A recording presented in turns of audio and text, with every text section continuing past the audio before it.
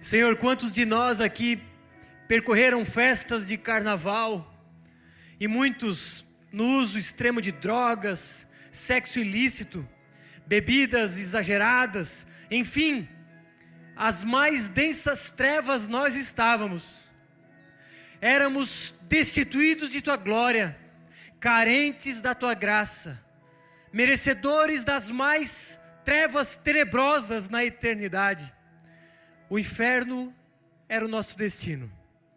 Nada merecíamos, sequer havíamos percebido que estávamos mortos. Mas o Senhor, com imenso amor com que nos amou, um amor que escolheu nos amar antes mesmo da fundação do mundo, nós amamos o Senhor hoje somente porque o Senhor nos amou primeiro. E com imensa graça o Senhor derramou esse amor sobre as nossas vidas. Teve misericórdia de nós pecadores, com mãos sujas, hoje lavados pelo Teu sangue, apresentamos mãos limpas a Ti, não por mero esforço braçal, não por conta de uma performance espiritual, mas nos apresentamos limpos diante do Senhor, porque fomos lavados no sangue de Jesus Cristo. Exaltamos o Teu nome, porque naquela cruz, hoje fomos feitos santos, fomos feitos puros, perfeitos, mesmo ainda tendo uma essência pecadora. Somos como que considerados justos pela Tua obra naquela cruz do Calvário.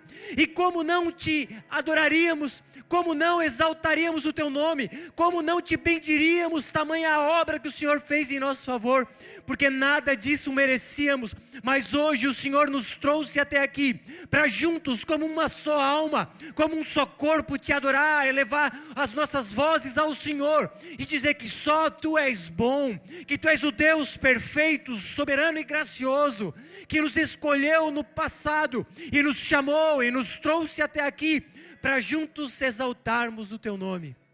Espírito Santo de Deus, Tu és livre para conduzir os nossos corações e fazer a Tua vontade se cumprir em nossas vidas. Somos e queremos ser Teus instrumentos da exaltação do nosso Senhor Jesus Cristo. É sobre o Teu nome que queremos falar, é o Teu nome que queremos engrandecer, é o Senhor que queremos exaltar. Espírito Santo, nos mova nessa noite, para que possamos aprender da Tua palavra e que sejamos transformados não só intelectualmente, mas sobretudo no nosso coração. E que saiamos daqui confrontados pelo Teu Evangelho e um pouco mais parecidos com o nosso Senhor Jesus Cristo. É nesse nome poderoso que oramos e agradecemos. Amém. Boa noite, irmãos, sejam todos bem-vindos, tomem seus assentos, fiquem à vontade. Se você nos visita pela primeira vez, você é muito bem-vindo nesse lugar. Amamos receber visitas, amamos receber os irmãos, amamos falar sobre Jesus, amamos exaltá-lo. E, dando continuidade na pregação e sem demoras, quero chamar o Diego, por favor. Irmãos, o Diego, mais conhecido, me abracei para me apoiar aqui. O Diego, aí, é isso aí. O Diego é um grande cara, é um cara que nós amamos muito. E eu quero hoje, irmãos, falar aqui para a nossa igreja o quanto estamos felizes de tê-lo aqui nessa comunidade e dizer para todos que ele há poucos dias foi como que elevado, por assim dizer, ou enfim, o contratamos, entre aspas, como um assistente pastoral. A partir de agora, o Diego é assistente pastoral desta comunidade. Ele e o Gui iniciarão o seminário Martin Butzer, o seminário ao qual eu me formei, já no mês de março, né, eles vão para lá, mas ele já é levantado como assistente pastoral. As suas ofertas e dízimos cobrirão, por exemplo, a mensalidade do curso do Diego, de teologia, assim como as nossas ofertas e dízimos também darão um auxílio de custos na vida do Diego. Diante disso, vocês têm agora a mim como pastor e ao Diego também como pastor, num sentido de dons, tá? Então vocês têm ele como também uma referência nessa comunidade, claro, além dos demais líderes, mas como eu disse, ele entra num processo agora e que certamente, quando Deus quiser, ele será ordenado pastor também dessa comunidade. Amém? Vamos orar por ele, irmãos? Estenda a sua mão para cá. Senhor Jesus, o teu servo quer ser usado por ti. Espírito Santo de Deus, toma ele, toma os seus pensamentos, suas palavras, e que a palavra ministrada traga exaltação ao nosso Senhor Jesus Cristo. Que esse seja o início de uma caminhada na vida do Diego, diante desta comunidade, mas sobretudo diante do reino de Deus. Que ele seja um servo até os últimos dias de sua vida, trabalhando na expansão do teu reino, na plantação e multiplicação de igrejas, fazendo o teu nome grande em toda essa terra, em nome de Jesus. Amém.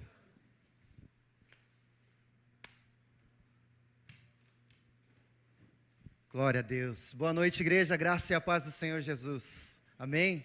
Só deixa eu tomar uma água que agora eu fiquei nervoso. Glória a Deus. Bom, damos continuidade hoje na nossa série a respeito do livro de Gálatas. A série intitulada Jesus, a Justiça de Jesus. Uma série a qual nós passaremos os 6 capítulos do livro de Gálatas, falando a respeito da justificação pela fé, da justificação mediante a graça do Senhor Jesus nas nossas vidas. O pastor Bruno começou já no domingo passado, falando a respeito do primeiro capítulo, onde ele enfatizou muito bem o Evangelho do Senhor Jesus. Ele enfatizou o que é o Evangelho e sobre a religiosidade que confronta muitas vezes o Evangelho verdadeiro da graça. A religiosidade que nos tira muitas vezes do caminho que nós devemos seguir a Jesus. Religiosidade essa que nos faz desviar do caminho da graça, onde reconhecemos que somente o Senhor Jesus é aquele que se entregou, nos salvou, nos trouxe para si. E hoje eu quero que você abra sua Bíblia no capítulo 2 de Gálatas. Vamos falar um pouco a respeito da justificação pela graça mediante a fé em Jesus. No capítulo 2, a partir do versículo 11 até o 21, nós falaremos a respeito desse trecho. Pularemos os 10 primeiros versículos, que são um pouco mais um contexto histórico daquele momento, e entraremos mais profundamente no que se diz respeito à justificação pela fé. Amém? Então abra aí a sua Bíblia, o seu smartphone, ou acompanhe conosco aqui no telão. Gálatas capítulo 2, a partir do versículo 11. E diz o seguinte: quando, porém, Cefas, ou Pedro, veio a Antioquia, resisti-lhe face a face, porque se tornara repreensível. Com efeito, antes de chegarem alguns da parte de Tiago, comia com os gentios. Quando, porém, chegaram, afastou-se, e por fim veio a apartar-se, temendo os da circuncisão. E também os demais judeus dissimularam com ele, a ponto de o próprio Barnabé ter se deixado levar pela dissimulação deles. Quando, porém, vi que não procediam corretamente, segundo a verdade do Evangelho, disse a Cefas, na presença de todos: se sendo tu judeu, vives como gentil e não como judeu, por que obrigas os gentios a viverem como judeus? Nós, judeus por natureza e não pecadores entre os gentios, sabendo, contudo, que o homem não é justificado por obras da lei, e sim mediante a fé em Cristo Jesus, também temos crido em Cristo Jesus, para que fôssemos justificados pela fé em Cristo Jesus, e não pelas obras da lei, pois por obras da lei ninguém será justificado. Mas se, procurando ser justificados em Cristo, fomos nós mesmos também achados pecadores, dar-se-á o caso de ser Cristo ministro do pecado? Certo que não. Porque se torno a edificar aquilo que destruí, a mim mesmo me constituo transgressor. Porque eu, mediante a própria lei, morri para a lei, a fim de viver para Deus, estou crucificado com Cristo. E logo já não sou eu quem vive, mas Cristo vive em mim. E esse viver que agora tenho aqui na carne, vivo pela fé no Filho de Deus, que me amou e a si mesmo se entregou por mim. Não anulo a graça de Deus, pois se a justiça é mediante a lei, segue-se que Cristo morreu em vão. Um texto muito profundo, escrito no livro de Gálatas, a carta que chamamos de a carta magna do Evangelho. Aqui traz muito abertamente a respeito da justificação pela fé, que como o pastor Bruno disse também no culto passado, é um dos pontos centrais da nossa fé. onde igrejas podem tanto ser fortalecidas e edificadas sobre esse ponto, quanto podem também ser destruídas, se não seguirem esse ponto da justificação pela fé. Mas eu quero falar algo muito interessante também com vocês nessa noite, que é a respeito de algo que nós podemos perceber logo nos primeiros versículos que lemos, a respeito do que Pedro fazia naquele momento, quando estava ali na Antioquia junto com Paulo, e ele foi visitar aquela cidade. Porque se você ler um pouquinho antes, a partir do versículo 1, Tito, Barnabé e Paulo tinham subido até Jerusalém, para falar a respeito daquilo que eles pregavam para os gentios. E saindo de lá, eles saíram com um ok, com a destra de comunhão, ou seja, eles tinham a permissão de pregar aquele evangelho, pois os próprios discípulos haviam reconhecido que o evangelho que eles estavam pregando era verdadeiro, era fiel, era correspondente ao que Jesus lhes havia ensinado. Mas algo acontece naquele meio termo, e a partir do versículo 11 nós vemos isso, quando há dissimulação, quando há hipocrisia, quando há uma certa falsidade em meio a toda aquela ação que nós acabamos de ler. Hipocrisia que nós temos visto em todas as esferas da nossa sociedade. Hipocrisia essa que nós vemos nas nossas mídias sociais, vemos nas nossas escolas, vemos no nosso trabalho, vemos em vários lugares. Hipocrisia essa que, pasmem, e isso é com tristeza e com pesar que eu digo, que tem adentrado a igreja. Está dentro das próprias igrejas, líderes, pessoas, pastores hipócritas que têm levado o caminho não da graça, não constituído a palavra da verdade, não pregado aquilo que deveriam pregar, mas por si próprios pregando um evangelho que não é o evangelho de Jesus Cristo, que não é o evangelho da verdade, que não é o evangelho que nos leva a ser livres do pecado, mas um evangelho que tem escravizado as nossas vidas, que tem colocado o peso do legalismo sobre as nossas vidas. Ou seja, temos vivido como religiosos meramente, com pesos e fardos, os quais nós não conseguiríamos, nem ao mesmo se fizéssemos o maior esforço do mundo, cumprir. Essas hipocrisias têm adentrado na igreja de formas sorrateiras, onde eles dizem que sim, a tua salvação é mediante a graça, é pela graça mediante a fé, sim, mas você precisa fazer isso, isso e aquilo. E eles começam a colocar camadas para que nós possamos chegar até o evangelho pleno, puro e verdadeiro. Camadas essas que nós temos que destruir, religiosidade, falsas doutrinas, coisas que não agradam a Deus, para tentar chegar até o ponto onde Jesus é pregado unicamente, exclusivamente Ele. Coisas que nos têm afastado de quem Jesus é. Coisas que temos visto que não agradam a Deus e não condizem com a sua palavra. Pasmem vocês, e nós temos procurado terrenos, lugares para que nós possamos mudar de lugar. Irmos para outras igrejas, e o evangelho tem sido denegrido, porque quando vamos a esses locatários, as pessoas que querem alugar esses terrenos, esses lugares, eles falam assim, tá, é para a igreja. Nós sim, é para a igreja. Ah, mas eu já tive um problema com o pastor tal. Ele saiu daqui, não falou nada, não pagou os aluguéis e saiu, sumiu. Pessoas que têm denegrido o evangelho com suas atitudes, com o seu modo de viver. Pessoas que têm falado do amor de Cristo de uma maneira falsa e hipócrita. E nós aqui estamos tentando levar o evangelho da verdade, puro e simples, verdadeiro, segundo o que o próprio Deus colocou, porque a única revelação que precisamos é a própria palavra de Deus, que Ele deixou para nós, e não adicionarmos nada mais e nem tirarmos alguma coisa dela.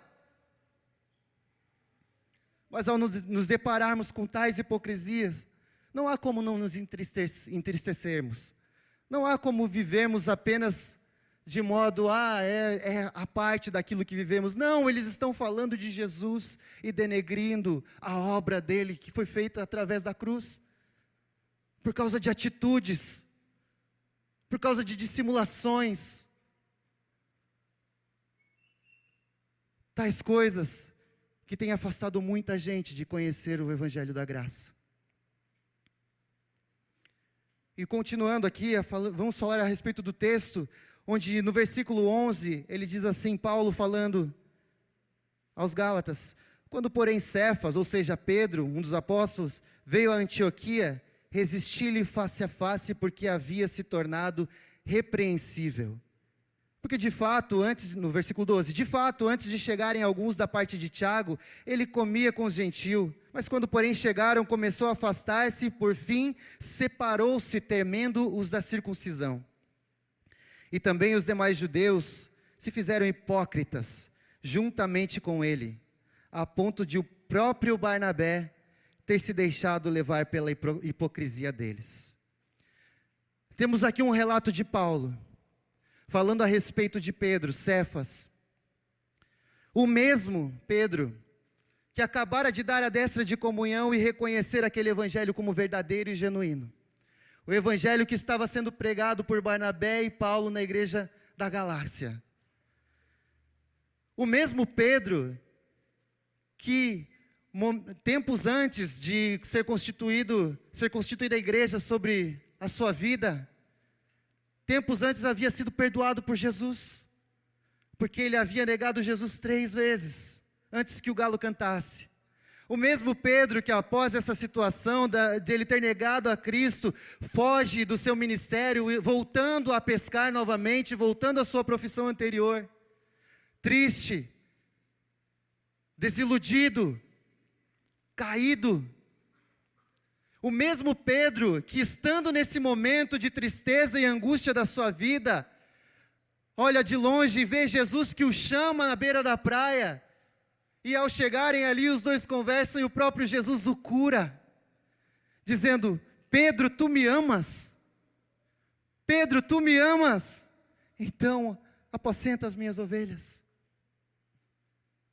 O próprio Jesus, o próprio Pedro, que havia reconhecido a graça de Jesus sobre a sua vida, que havia sido perdoado de tamanho pecado que havia cometido, de tamanha injustiça que havia cometido, Pedro se encontra nesse momento ali, diante de Paulo, fazendo algo terrível, cometendo uma hipocrisia sem tamanho, onde Paulo imediatamente chega até ele e resiste-o face a face, porque havia se tornado repreensível. Ou seja, ele era passível de dura doutrina, de duro castigo. Se tornara repreensível. Um apóstolo, por causa daquilo que ele estava cometendo. Ou seja, no momento em que ele estava entre os gentios, ele estava comendo, bebendo e vivendo uma vida contínua com eles. Ele havia se esquecido das suas prioridades judaicas, ou seja, a tradição do calendário judaico, da dieta judaica, da circuncisão. Ele havia esquecido de tudo isso e estava naquele momento em comunhão com os gentios, que não seguiam tais coisas. Ele havia se esquecido disso e estava ali vivendo como eles, comendo uma comida que para ele não era lícita comer, porque era judeu, vivendo em meio a pessoas que não eram circuncidadas. Esse Pedro tornara-se repreensível, porque ao momento em que chegam aqueles da parte de Tiago, ou da circuncisão, lá de Jerusalém, chegaram-se aí até ele, e ele percebendo que estavam fazendo coisas que não iam de acordo com a tradição deles, ele começa a se afastar dos gentios, e de repente ele se afasta totalmente, os deixando de lado, cometendo uma hipocrisia sem tamanho. Ou seja, ele quer dizer que aquilo que vocês estão fazendo, como vocês estão vivendo, no jeito que vocês estão vivendo, está totalmente errado, e eu me ponho à parte disso. Hipocrisia e falsidade na vida do Pedro. Hipocrisia e falsidade é essa que muitas vezes adentra as nossas vidas.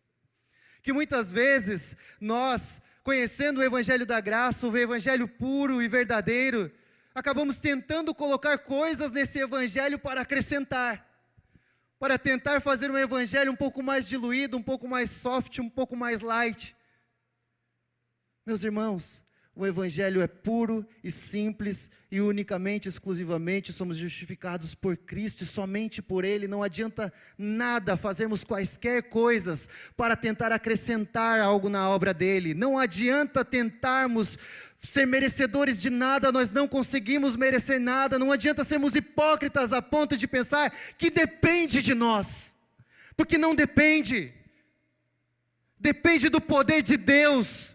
E esse demonstrado através do seu Filho Jesus, morto e ressurreto.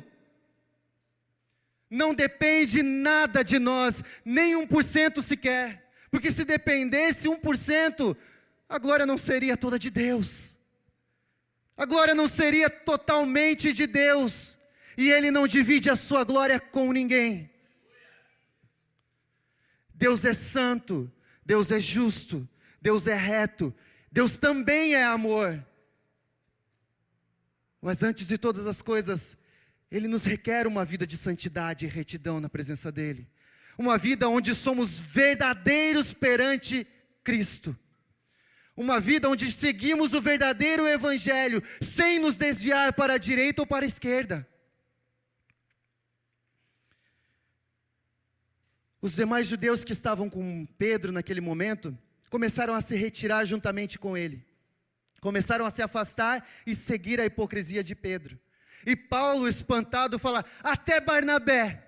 Barnabé é aquele que subiu para falar daquilo que nós pregamos aqui, que tem constituído a igreja na Galácia comigo. Ele olha para Pedro, Pedro sendo um líder, um apóstolo, e começa a segui-lo.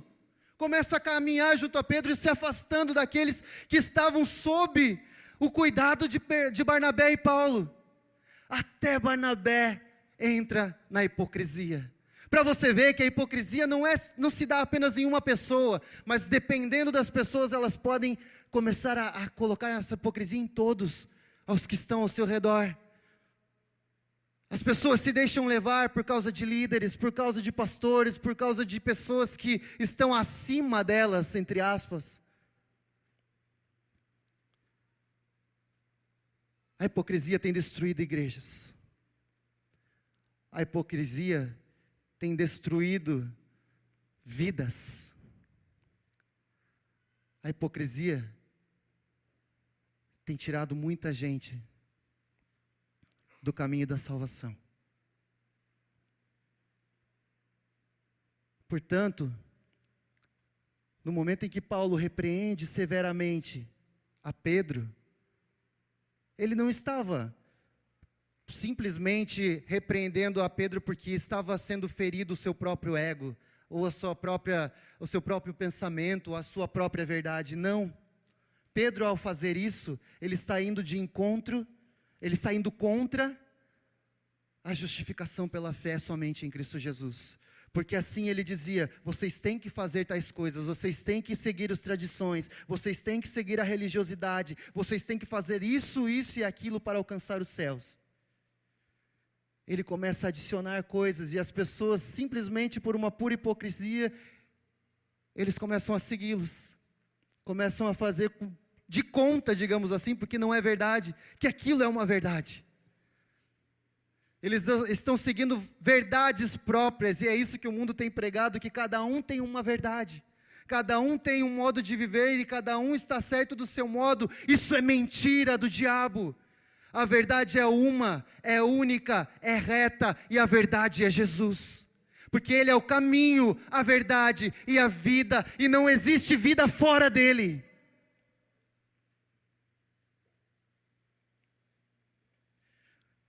Vendo esses 3 versículos, aprendemos 3 coisas. A primeira é que a nossa palavra deve ser única e verdadeira e bíblica. Pedro fala uma coisa lá em Jerusalém e comete outra aqui na Antioquia. Totalmente o inverso daquilo que ele tinha concordado, ele comete aqui. Então, ele começa a não seguir uma palavra que ele tinha falado. Ele começa a tentar reverter toda a situação para que andasse numa outra verdade. A nossa palavra, o nosso sim deve ser sim, o nosso não deve ser não. A nossa verdade é Jesus e é nela que devemos seguir. Nós devemos ter a nossa palavra sempre bíblica. A verdade que temos somente em Cristo. É isso que deve habitar em nós, uma única verdade.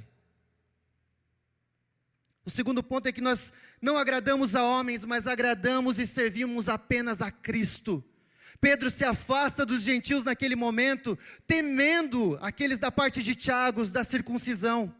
Ele temendo a eles, vendo que, eu estou caminhando como os gentios, mas lá vem aqueles que vivem como a mim, como judeus, seguindo as tradições. Eu vou sair e vou deixar de lado, fazer de conta que nada é nada e continuar falando que eles estão errados.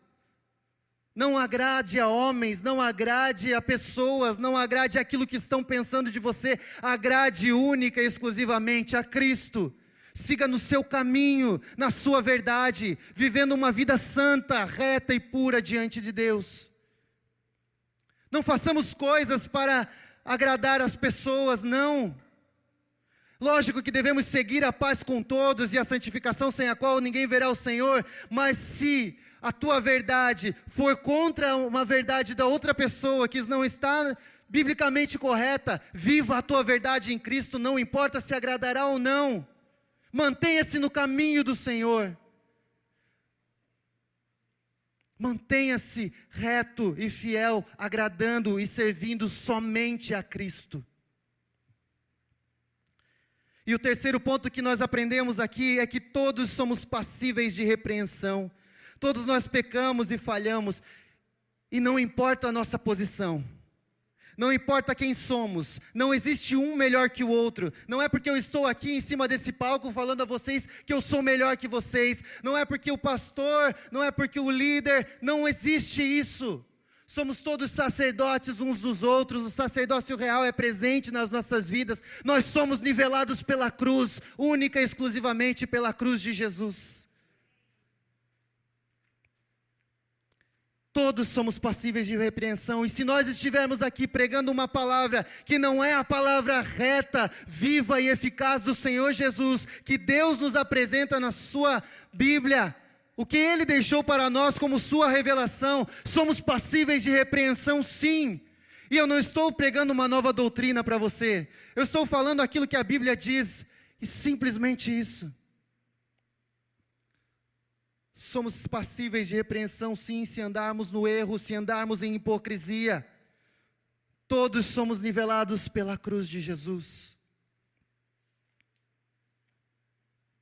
Versículo 14. Quando, porém, vi que não procediam corretamente, segundo a verdade do Evangelho, eu disse a Cefas, na presença de todos: se você que é judeu vive como gentil e não como judeu, por que quer obrigar os gentios a viverem como judeus? Pedro começa a viver não corretamente, não segundo a verdade do Evangelho. Então Paulo chama Pedro na presença de todos. Sabemos que nós devemos repreender os nossos irmãos e conversar com eles no secreto, um com o outro, sim, é verdade, é bíblico. Devemos chamá-lo e corrigi-lo em amor. Mas nesse momento, Pedro, sendo um apóstolo, sendo uma liderança, comete tal hipocrisia na frente de todos, e várias pessoas começam a segui-lo naquele momento. Portanto, Paulo, na frente de todos, como ele diz aqui, no versículo 14, na presença de todos, ele começa a corrigir, falando a Pedro a verdade do Evangelho novamente, porque eles não estavam andando segundo essa verdade. Portanto, vemos que o erro de Pedro, a hipocrisia de Pedro foi pública. Paulo o corrige publicamente.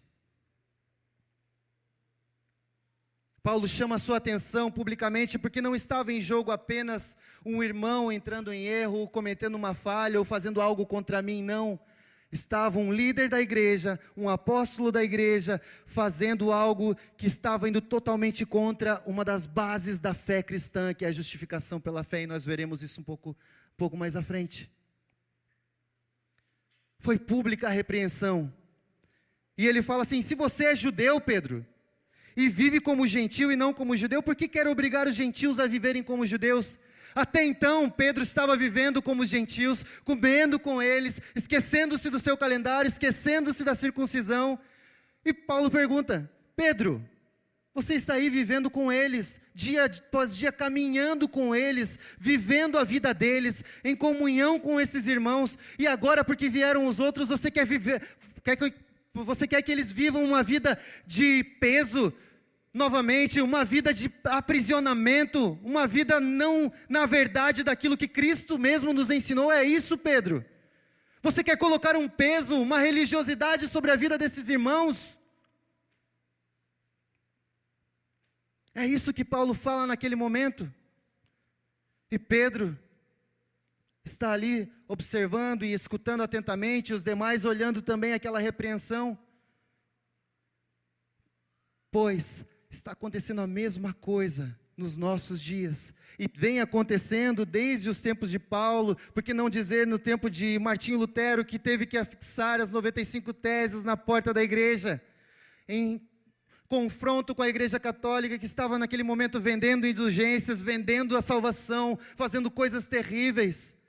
E hoje a continuidade dessa hipocrisia tem sido terrível. Sabe por quê? Religiosidade e hipocrisia caminham juntas.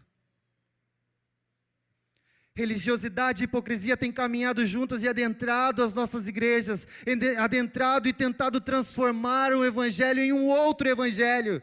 E como Paulo chama esses, anátemas, sejam malditos, amaldiçoados vocês são, porque não pregam a verdade do evangelho.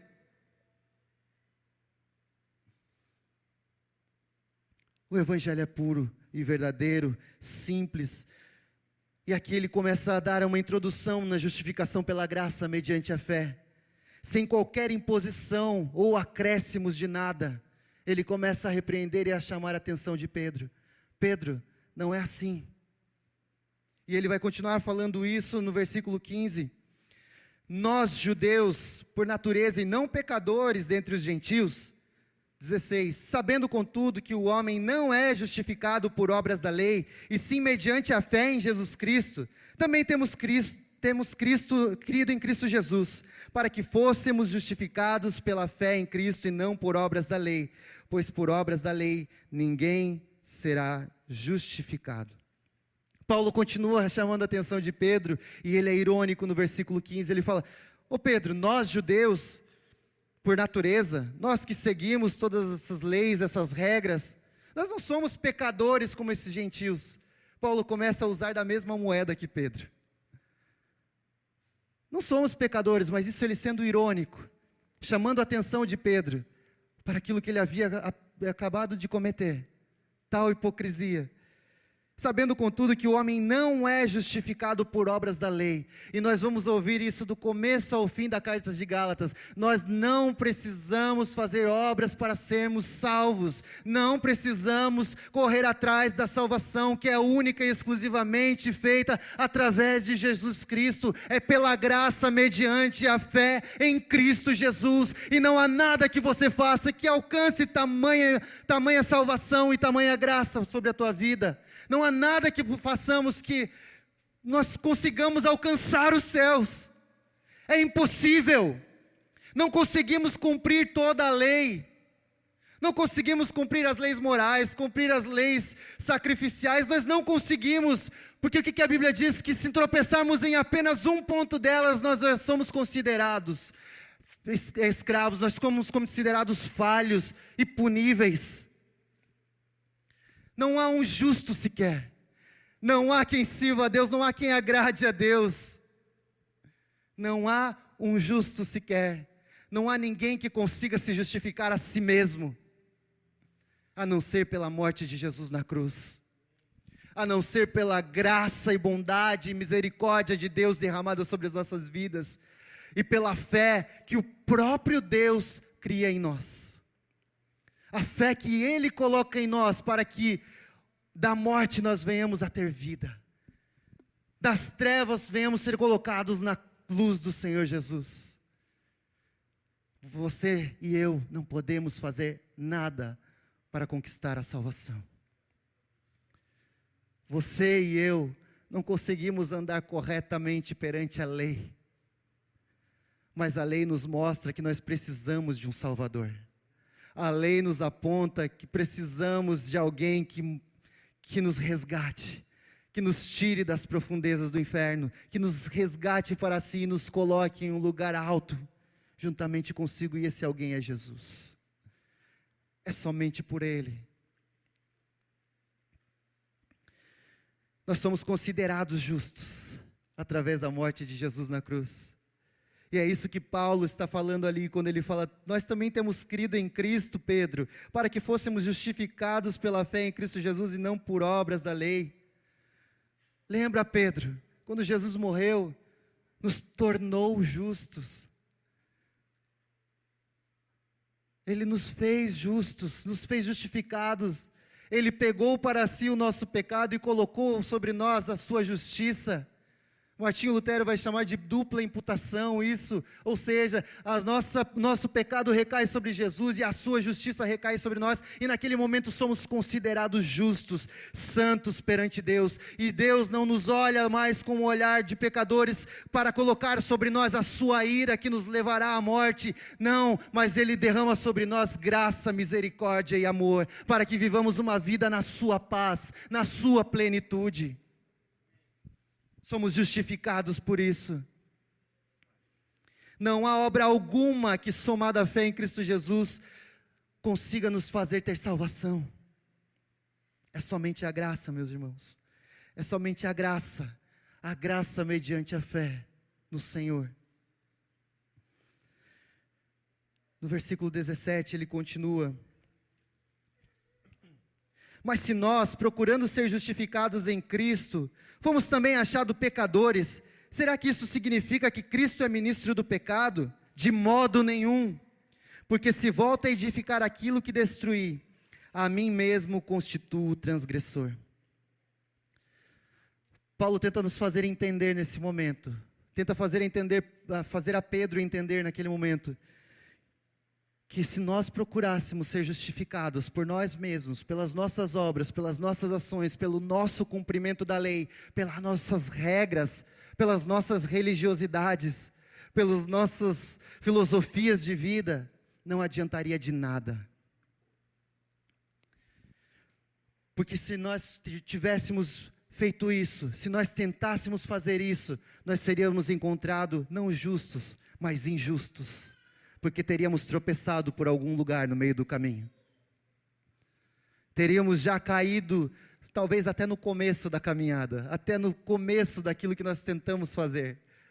Tentar trazer para nós esse peso, tentar trazer para nós uma religiosidade que nos acorrenta, que nos aprisiona, que ao invés de nos trazer paz, nos traz pensamentos corriqueiros e cotidianos, onde a gente está seguindo no caminho, tentando se santificar em oração, na leitura da palavra, e daqui a pouco você tropeça, peca e cai. Não, Senhor, agora eu estou indo para o inferno, porque Tu tiraste o meu nome do livro da vida, e daqui a pouco você se conserta, e de novo Deus vai lá e coloca o teu nome no livro da vida, e você cai e Ele apaga. Não existe isso. Deus não é um menino que fica brincando de colocar e tirar os nossos nomes do livro da vida. Uma vez que a justificação é pela graça mediante a fé, não há nada que nós possamos fazer para conquistá-la e muito menos para perdê-la. É Ele quem coloca em nós tanto querer quanto efetuar de todas as coisas segundo o seu propósito. O que faremos, pois? O que faremos, pois? Se é Ele quem completa toda a obra em nossas vidas. Ele nos dá a salvação. Ele nos fortalece na caminhada, e é Ele mesmo quem nos recebe num céu de glória. Somos fortalecidos na caminhada, apesar de pecadores, apesar de ingratos muitas vezes, pecando e errando e pensando contra o Evangelho muitas vezes, desobedientes. Mas essa é a natureza que Adão nos deixou como herança. Porém, somos justificados pela fé, somos perdoados em Cristo, somos livres em Cristo, e esses fardos pesados que muitas vezes nós ou pessoas tentaram atar sobre as nossas vidas de religiosidade, de tradições, devemos deixar de lado e esquecer, porque nós somos livres em Cristo Jesus, livres em Cristo Jesus para dar uma continuidade de vida em paz. Porque o próprio Deus vai dizer: eu é que sei que pensamento que tenho sobre vós, pensamentos de paz e não de mal, para vos dar o fim que desejais. E aí você vai dizer: Diego, então quer dizer que eu sou justo, ou me tornei justo, que eu sou perdoado, que eu sou amado, então eu vou viver a minha vida do jeito que ela é, vou deixar a vida me levar. Não. Não é assim. Muitas vezes nós achamos: agora eu sou salvo, e vou viver a minha vida como eu sempre vivi. E Paulo vai continuar no versículo 19 dizendo uma coisa: porque eu, mediante a própria lei, morri para a lei, a fim de viver para Deus, eu estou crucificado com Cristo. Logo, já não sou eu quem vive, mas Cristo vive em mim. E esse viver que agora eu tenho na carne, eu vivo pela fé no Filho de Deus, que me amou e se entregou por mim. Nós fomos crucificados com Cristo e não vivemos mais uma vida de perversão. Não vivemos mais uma vida no pecado, não vivemos mais uma vida ao nosso bel prazer, vivemos uma vida crucificados em Cristo, e a vida que nós temos nessa carne, nós vivemos para a glória de Jesus, vivemos para agradar a Deus, vivemos para nos continuar nos santificando, para continuar se deleitando na palavra, para continuar em oração. Essa é a nossa vida. Que o nosso cotidiano não seja mais o mesmo, mas ao passarmos pelas pessoas, que nós possamos sim professar quem nos salvou, a quem nos libertou, quem nos curou, quem nos traz essa paz que excede todo o entendimento. Essa vida é uma nova vida, porque não adianta de nada se Cristo morresse para que você tivesse uma velha vida, seria em vão a sua morte. Mas vivemos uma nova vida em Cristo Jesus. Vivemos no caminho de santidade e retidão. Ninguém falou que seria fácil, ninguém falou que seria um mar de rosas, ninguém falou que nós não passaríamos dificuldades. E quem está falando isso está mentindo, está denegrindo a palavra de Deus. Passaríamos sim dificuldades, passaríamos momentos sim terríveis em nossas vidas, mas isso tudo nos molda o nosso caráter, molda a nossa vida, molda as nossas estruturas, molda o nosso pensamento, molda a nossa fé em Cristo Jesus. Vivemos essa vida para glorificar a Cristo. Logo, já não sou eu quem vive, mas Cristo vive em mim. Então, se Cristo vive em nossas vidas, meu irmão, como vivemos de qualquer modo? Como sermos chamados de cristãos ou pequenos cristos? Como? Se vivemos uma continuidade daquilo que vivíamos no mundo. Não existe isso. Ou somos cristãos ou somos impostores. Mas quando somos salvos e regenerados, justificados em Cristo, não há como viver uma vida de pecado. Não há como viver uma vida devassa. Não há como nos apaixonarmos mais uma vez pelo mundo. Não há. Porque Cristo se entregou e nos amou. E nós correspondemos a esse amor. Correspondemos porque podemos andar agora fazendo sim as boas obras que Ele preparou para nós antes da fundação do mundo. E agora podemos caminhar naquilo que Ele preparou. Porque nós não estamos fazendo essas coisas mais para o nosso próprio prazer.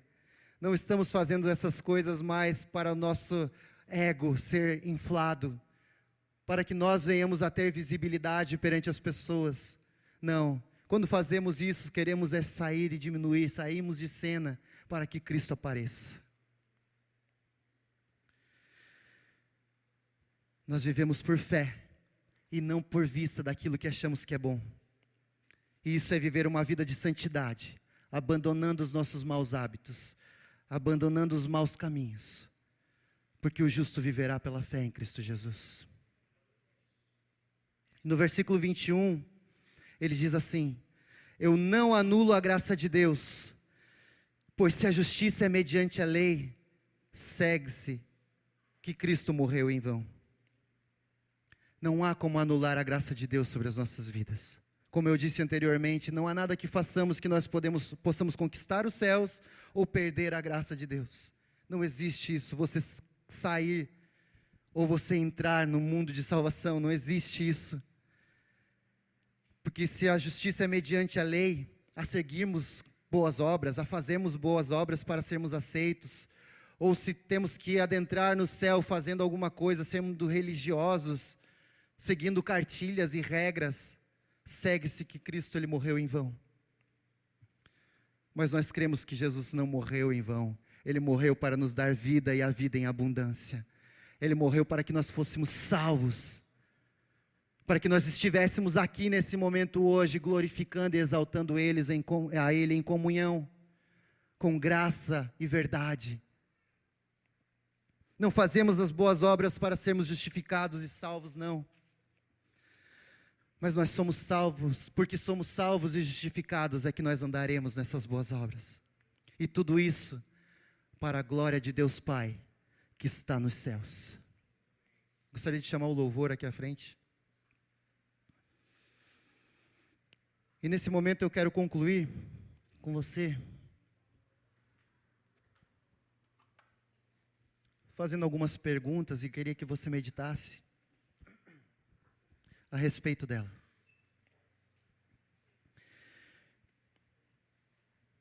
Será que nós podemos viver uma vida sem o fardo pesado do legalismo e da hipocrisia em nossas vidas? Será que podemos viver uma vida livre que Jesus nos deu ao morrer na cruz do Calvário de fato? Será que conseguimos viver sem os hábitos que um dia nos acorrentaram e nos afastaram do verdadeiro Evangelho? Meus irmãos, eu digo que sim. A Bíblia nos aponta que sim. Ela nos revela que o próprio Cristo fez isso por nós. Ele nos libertou de uma vida de escravidão, de uma vida de pecado, de uma vida de vãs tradições, de religiosidade que nos impediam de enxergar o quanto Jesus é gracioso e que não nos obriga a nada, mas apenas com a fé em Cristo Jesus nós somos libertos e somos justificados. Sabe por quê?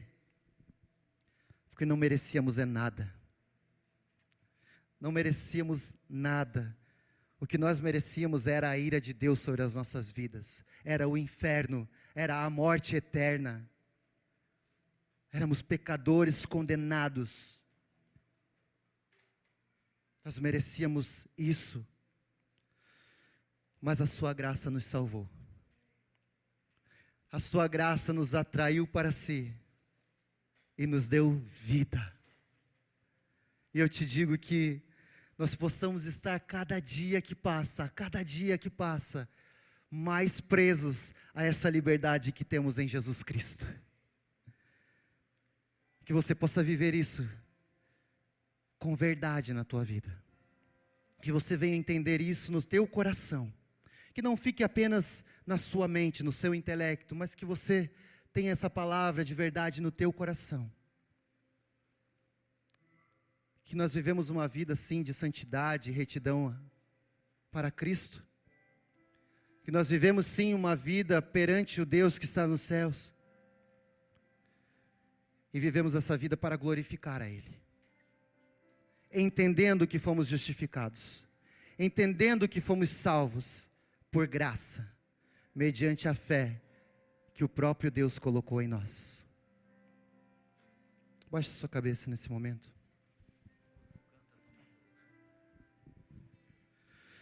Ah, Senhor, que essa verdade, Jesus, adentre os nossos corações nessa noite. Que a Tua palavra, Senhor Jesus, transforme as nossas vidas, nos tirando de uma vida de hipocrisia, numa vida de religiosidade, numa vida que nos afasta do verdadeiro Evangelho, do Evangelho, Senhor Jesus, que está contido na Tua Bíblia, na Tua palavra, o Evangelho da verdade que liberta o homem do pecado, que desfaz as amarras do pecado e nos faz livres, nos torna livres para andarmos nas obras que o Senhor preparou antes da fundação do mundo, para que andássemos nela.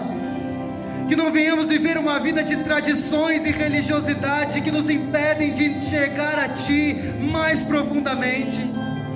Ah, Senhor, tenha misericórdia de nós e nos ajude. Nos ajude a viver uma vida plena diante de Ti. Uma vida de retidão, sim, Deus, diante de quem Tu és, seguindo os Teus preceitos, seguindo a Tua vontade através do Teu Espírito Santo que nos guia. Ah, Pai, tenha misericórdia de nós. Perdoa os nossos pecados de incredulidade, Senhor. Perdoa os nossos pecados quando tentamos acrescentar coisas à Tua obra. Tenha misericórdia das nossas vidas. Que possamos, Senhor Jesus, nos derramar totalmente diante de Ti e esvaziar-nos de nós mesmos, colocando tudo aquilo que pensamos, tudo aquilo que nós, Senhor Jesus, fazemos como ações nas nossas vidas para conquistar patamares mais altos, para que o Senhor adentre e reine eternamente sobre as nossas vidas. Que a Tua verdade repouse sobre as nossas vidas. Que a Tua verdade seja única em nossas vidas. E que possamos, ó Pai, ao entender isso, em todas as nossas atitudes, onde quer que estejamos, venhamos a glorificar ao Teu nome, glorificar a Ti, ó Deus, que estás nos céus. Que a Tua graça e bondade, ó Deus, sejam derramadas todos os dias sobre as nossas vidas. E que entendamos que é ela que nos faz estar de pé, que é ela que nos conduz à vida eterna, que é somente por Ti, Senhor, é por Ti e por nada mais. É somente por Ti, Jesus. Ah, Senhor, que essa verdade seja gravada em nossos corações. Amém. Que venhamos viver para a glória Tua. Para a glória Tua.